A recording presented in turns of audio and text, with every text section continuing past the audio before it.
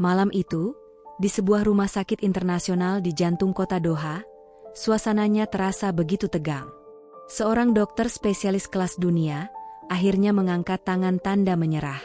Di hadapannya terbaring seorang wanita muda yang cantik, pewaris perusahaan minyak raksasa, tubuhnya lumpuh total, tak bisa bergerak sedikit pun.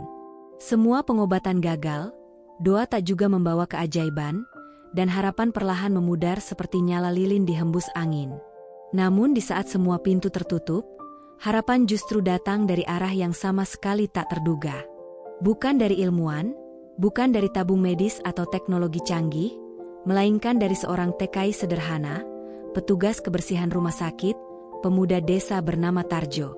Dengan hanya bermodal doa, pijatan kampung, dan ramuan herbal tradisional, ia memberanikan diri menantang takdir, bahkan menantang logika dunia kedokteran modern. Dan malam itu menjadi saksi keajaiban yang sulit dipercaya. Di tengah ruangan sunyi, di bawah cahaya lampu redup, wanita yang selama ini dianggap mustahil sembuh, perlahan mulai menggerakkan jari-jarinya. Para perawat tertegun, sang ayah meneteskan air mata, dan dunia seolah berhenti sejenak. Namun, siapa sangka, keajaiban itu bukanlah akhir cerita, melainkan awal dari ujian baru. Karena setelah semua yang ia lakukan, Tarjo justru diusir, dihina, dan menjadi gelandangan di negeri orang. Tapi takdir belum selesai menulis kisahnya. Suatu hari, jalan hidup membawanya kembali bertemu dengan orang-orang yang dulu meragukannya, dengan cara yang tak pernah ia bayangkan sebelumnya. Malam itu, suasana rumah sakit terbesar di Doha, Qatar, terasa begitu sunyi. Lampu-lampu neon yang putih menyilaukan justru menambah dinginnya udara malam di lantai 3, tempat ruang perawatan VIP berada. Di salah satu kamar, seorang wanita muda berusia 30 tahun terbaring lemah di ranjang. Namanya Nora Kamila, putri tunggal dari seorang pengusaha minyak paling berpengaruh di Qatar. Wajahnya cantik, hidungnya mancung, matanya berwarna hazel yang sayu, namun tubuhnya lumpuh total dari pinggang ke bawah. Sudah hampir 1 tahun, ia hanya bisa terbaring, ditemani alat-alat medis yang berdengung pelan di sampingnya. Seorang dokter spesialis asal Eropa menutup map catatannya dengan wajah kecewa. Ia baru saja selesai memeriksa kondisi Nora, dan hasilnya tidak menggembirakan. "Maaf, Tuan Amir Fahad," katanya pelan, menatap ayah Nora yang berdiri di sisi ranjang. "Kami sudah mencoba semua terapi modern, obat-obatan terbaru, bahkan mendatangkan ahli dari berbagai negara. Tapi kondisi putri Anda tidak menunjukkan tanda-tanda pemulihan. Saya rasa tak banyak lagi yang bisa kami lakukan." Kata-kata itu jatuh seperti palu godam di dada Amir Fahad. Lelaki paruh baya berjas rapi itu menunduk, memejamkan mata, menahan perih yang tak terucap. Ia mencintai putrinya lebih dari apapun.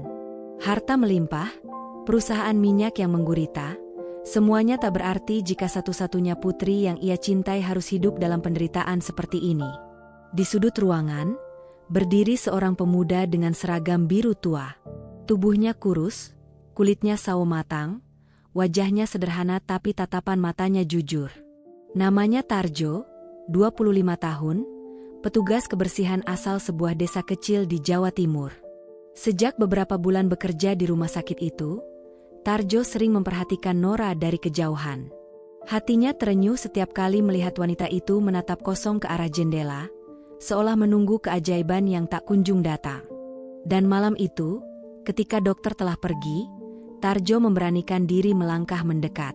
Ia tahu batasnya sebagai pekerja kecil, tapi hatinya seakan berteriak untuk bicara. Dengan suara lirih namun mantap, ia berkata kepada sang ayah, "Maaf, Tuan, saya hanya seorang petugas kebersihan di sini. Tapi jika Tuan berkenan, saya ingin mencoba cara tradisional dari kampung saya. Tidak pakai obat mahal, hanya pijatan dan ramuan herbal. Siapa tahu, bisa membantu Nona Nora." Amir Fahad terdiam, menatap pemuda desa itu penuh keraguan. Bagaimana mungkin seorang petugas kebersihan berani menawarkan sesuatu yang bahkan dokter terbaik dunia sudah menyerah?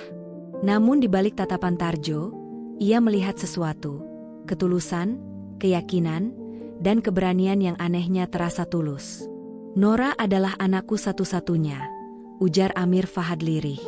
"Aku sudah menghabiskan begitu banyak untuk kesembuhannya. Dan kini kau, seorang pemuda sederhana, berani berkata bisa menolongnya." Tarjo menunduk, menjawab pelan. "Saya tidak berani menjamin apapun, Tuan. Saya hanya bisa berusaha. Di kampung saya, banyak orang yang divonis tak ada harapan oleh dokter, tapi sembuh dengan cara sederhana. Ini mungkin hanya ikhtiar kecil, tapi kalau Tuan izinkan, saya akan mencoba." Ruangan itu hening. Amir Fahad menatap wajah putrinya yang lemah, lalu menggenggam tangannya. Air mata hampir jatuh, tapi ia cepat-cepat menghapusnya. Ia tahu betapa putrinya sudah menderita cukup lama. Akhirnya, dengan suara bergetar, ia berkata, "Baiklah, aku izinkan kau mencobanya. Tapi ingat, jangan sakiti putriku. Jika ada niat buruk sedikit pun, nyawamu taruhannya." Tarjo menatap dengan mata penuh tekad. "Saya mengerti, Tuan. Saya akan lakukan dengan sepenuh hati." Malam itu, di kamar perawatan Nora Kamila, sebuah harapan kecil mulai tumbuh. Bukan dari dokter spesialis, bukan dari teknologi mutakhir, tapi dari tangan seorang pemuda desa sederhana yang percaya pada doa, ketulusan, dan warisan leluhur. Bagi Amir Fahad, keputusan itu penuh risiko. Namun bagi Tarjo, inilah kesempatan untuk membuktikan bahwa niat baik dan hati tulus kadang lebih kuat daripada ilmu sebesar apapun. Dan bagi Nora Kamila, meski tubuhnya tak mampu bergerak, di hatinya yang lemah perlahan tumbuh sebuah rasa penasaran. Siapa pemuda sederhana yang berani menantang takdir malam itu? Malam semakin larut. Dari balik jendela kamar rumah sakit di pusat kota Doha, terlihat gemerlap lampu-lampu gedung tinggi yang memantul di kaca jernih. Namun di balik cahaya mewah itu, di dalam sebuah kamar sederhana di lantai 3, seberkas harapan kecil baru saja menyala. Harapan yang siap menuntun perjalanan panjang menuju sebuah keajaiban yang tak pernah disangka oleh siapapun. Malam itu, setelah mendapat izin dari Tuan Amir Fahad, Tarjo bergegas kembali ke asrama kecil di belakang rumah sakit. Tempat tinggalnya sederhana, hanya ada ranjang tipis, lemari tua, dan sebuah tas besar dari kampung halaman. Dari tas itulah ia mengeluarkan beberapa botol kecil berisi minyak dan bungkusan kain berisi ramuan herbal kering. Minyak itu berwarna kuning keemasan, beraroma hangat bercampur wangi rempah. Ramuan herbal di dalam bungkusan itu berupa bubuk halus, hasil tumbukan akar, daun, dan biji dari tanaman yang biasa digunakan di kampungnya untuk memperlancar darah dan menguatkan saraf. Ramuan itu bukan sembarang obat. Itu warisan turun-temurun dari kakek buyutnya, seorang tukang pijat tradisional yang dulu dikenal bisa menyembuhkan banyak orang dengan tangan dan doa. Sambil menatap botol minyak di tangannya, Tarjo berbisik pelan, "Ya Allah, semoga Engkau jadikan ini jalan kesembuhan. Saya hanya berusaha. Engkau yang menentukan." Menjelang tengah malam, Tarjo kembali ke kamar perawatan Nora Kamila. Lampu ruangan diredupkan. Suasana tenang. Nora masih terbaring lemah, wajahnya pucat, sementara ayahnya duduk di kursi samping ranjang, memperhatikan setiap gerak-gerik pemuda itu dengan penuh kewaspadaan. Dua perawat Qatar yang biasanya berjaga sempat menolak kehadiran Tarjo. Namun karena perintah langsung dari Amir Fahad, mereka memilih mundur dengan enggan. Tarjo menghela napas panjang. Dengan sopan ia berkata, "Tuan, saya perlu memijat bagian punggung bawah dan kaki. Harap jangan terkejut jika nanti ada reaksi aneh. Itu proses alami." Amir Fahad hanya mengangguk pelan. Wajahnya masih penuh keraguan. Dengan hati-hati, Tarjo menuangkan minyak ke telapak tangannya. Ia menggosokkannya perlahan hingga terasa hangat, lalu mulai memijat pelan bagian telapak kaki Nora. Aroma rempah memenuhi ruangan, menghadirkan ketenangan di antara denting mesin medis yang berdengung pelan. Gerakannya lembut namun pasti, menekan titik-titik tertentu dengan teknik yang diwariskan turun-temurun. Awalnya, Nora hanya diam dengan mata terpejam, seolah pasrah seperti malam-malam sebelumnya. Namun beberapa menit kemudian, sesuatu yang tak biasa terjadi. Ia merasakan hangat yang menjalar pelan di seluruh kaki yang selama ini mati rasa. Matanya terbuka sedikit, menatap ke arah Tarjo dengan ekspresi terkejut. "Ayah, aku merasakan sesuatu." Amir Fahad sontak berdiri. Ia menggenggam tangan putrinya, matanya membesar menahan harap. "Apa kau benar-benar merasakannya, Nora?" Nora mengangguk pelan. Air matanya hampir jatuh. Suaranya bergetar antara heran dan bahagia. Sementara itu, Tarjo tetap fokus. Tangannya bergerak teratur, menekan titik saraf di pergelangan dan betis hingga paha. Sesekali ia melafalkan doa dalam bahasa Jawa yang bercampur ayat-ayat pendek yang ia hafal sejak kecil. Setelah itu, ia mengambil sedikit bubuk herbal, mencampurkannya dengan air hangat, lalu mengoleskannya di punggung bawah Nora. Ini untuk melancarkan peredaran darah. Jelasnya singkat, suaranya tenang dan yakin. Suasana ruangan menjadi hening dan hikmat. Jam berdetak perlahan, menandai waktu yang hampir menunjukkan pukul 1 dini hari. Setiap kali Tarjo menekan titik tertentu, tubuh Nora memberi reaksi kecil. Kakinya tersentak halus. Matanya berair menahan sensasi asing yang mulai ia rasakan setelah sekian lama. Amir Fahad menatap dengan campuran antara takut, harapan, dan takjub.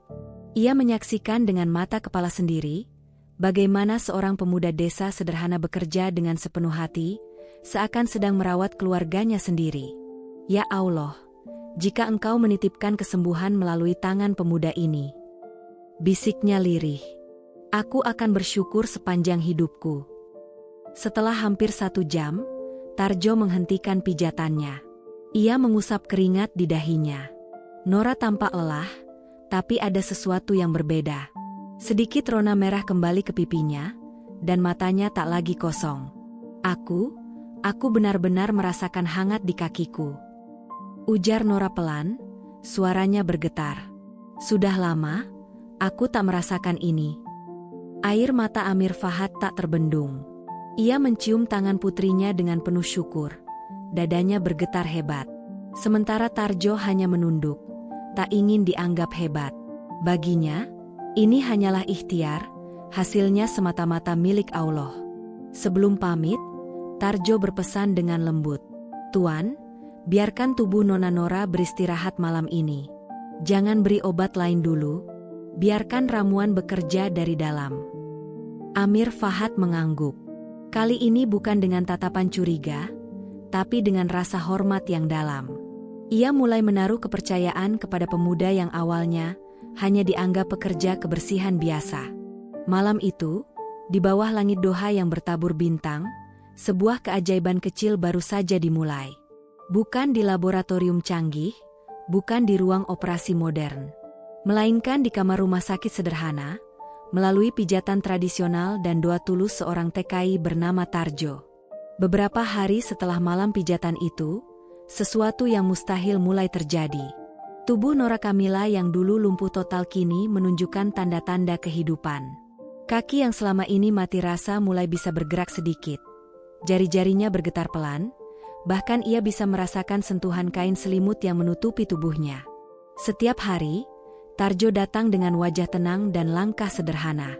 Ia melanjutkan pijatannya dengan penuh kesabaran, menggunakan minyak herbal dan ramuan dari kampungnya. Tak ada yang mewah, tak ada alat canggih. Hanya doa, pijatan lembut, dan keyakinan tulus. Dalam 2 minggu, perubahan itu makin nyata. Nora bisa duduk dengan bantuan, lalu berdiri perlahan menggunakan alat penopang. Amir Fahad, sang ayah, hampir tak percaya dengan matanya sendiri. Para perawat yang menjaga Nora pun tertegun, seolah menyaksikan sesuatu yang tak bisa dijelaskan oleh ilmu kedokteran.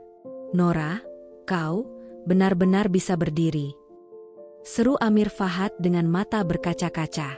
Nora tersenyum, tubuhnya masih gemetar, namun wajahnya memancarkan cahaya kehidupan. "Ayah, aku bisa merasakan kembali dunia di sekitarku.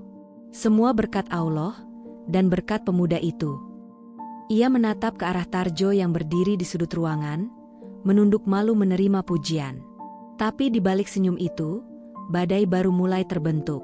Berita kesembuhan Nora menyebar cepat ke seluruh rumah sakit. Namun bukannya ucapan selamat, yang datang justru rasa curiga dan kemarahan dari para dokter senior. Mereka merasa dipermalukan. Bagaimana mungkin seorang petugas kebersihan tanpa gelar medis bisa menyembuhkan pasien yang sudah divonis tak ada harapan?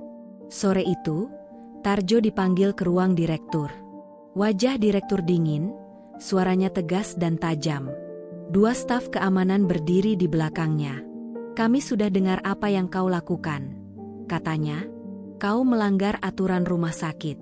Kau bukan dokter, bukan perawat, bahkan bukan terapis resmi. Apa kau tahu risikonya kalau sesuatu yang buruk terjadi pada pasien itu?" Tarjo menunduk dalam-dalam. "Saya hanya ingin menolong, Tuan. Saya tak bermaksud merugikan siapapun." "Cukup," bentak sang direktur. "Mulai hari ini, kau resmi dipecat. Tinggalkan rumah sakit sekarang juga. Jika kau mencoba kembali atau mengaku-ngaku sebagai penyembuh, kami akan melapor ke pihak berwenang." Kata-kata itu jatuh seperti pisau tajam yang menembus dada Tarjo. Ia tidak melawan, tidak membela diri.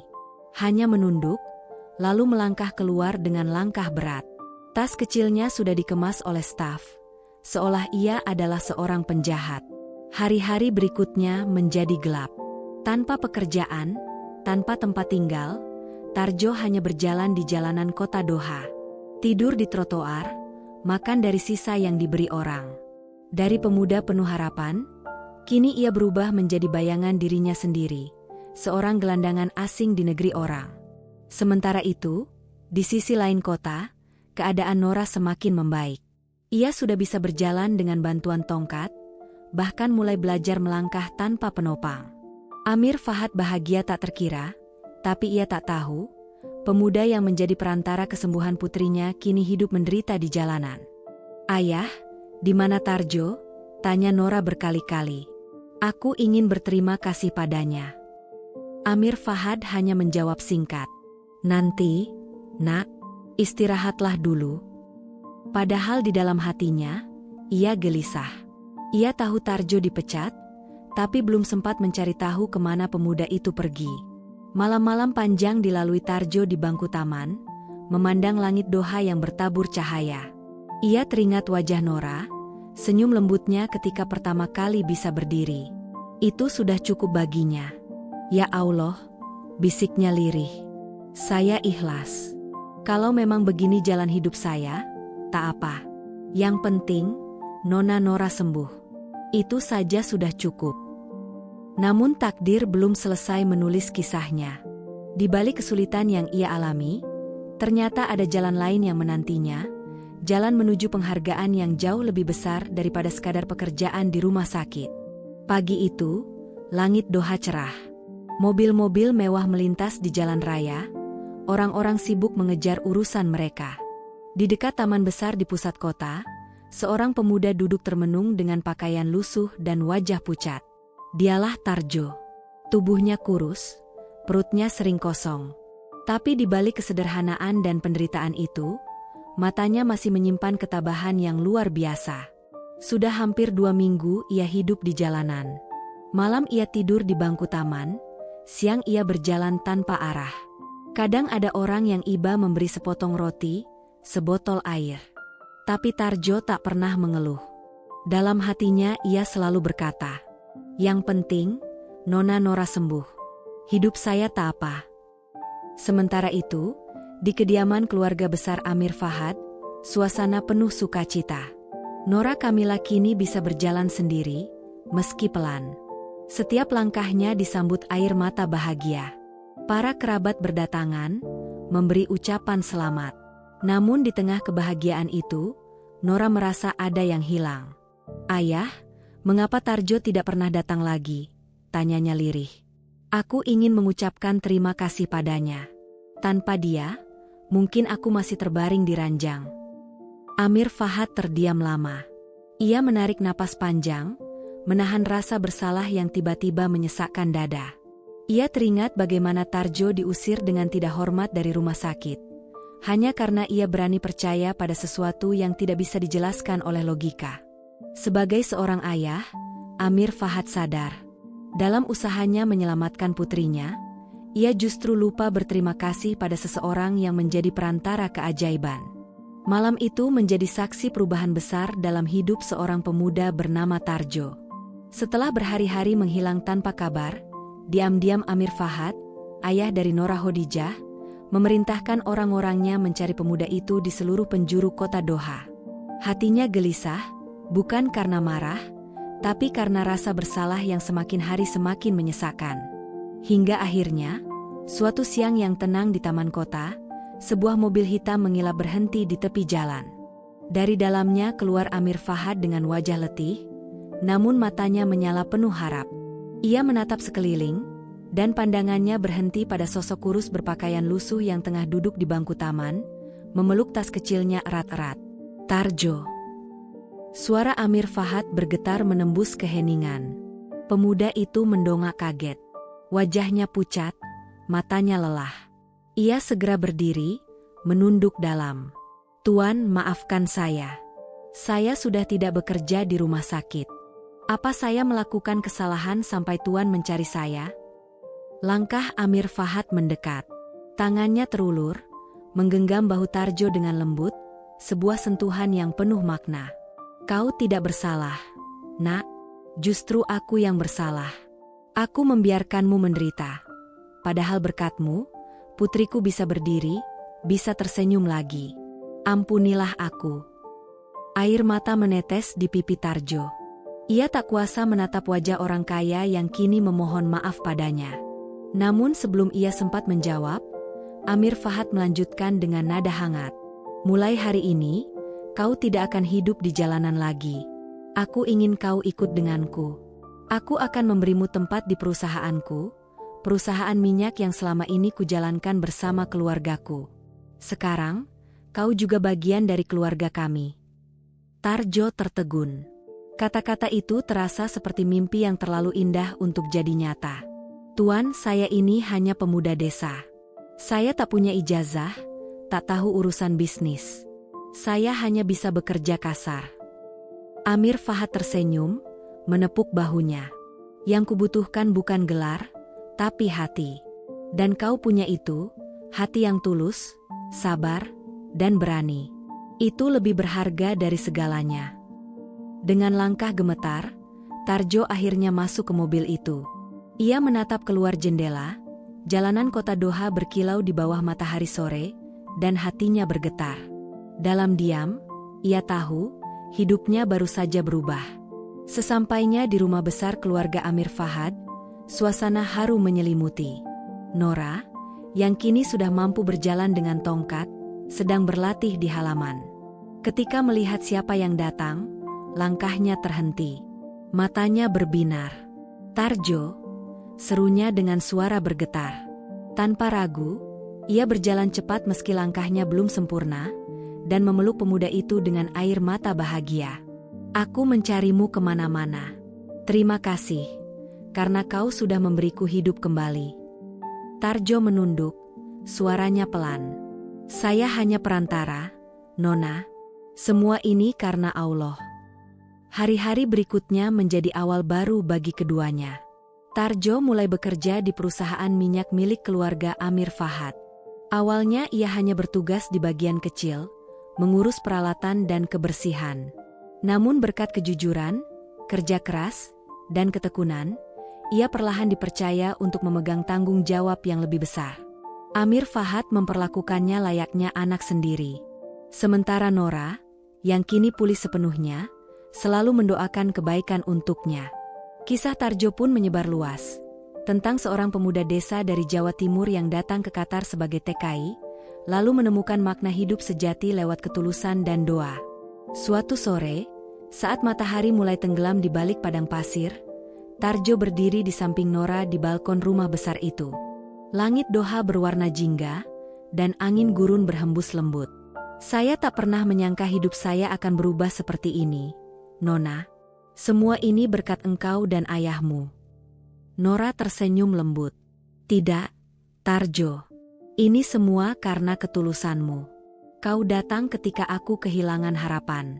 Dan sekarang, kau akan selalu menjadi bagian dari hidup kami."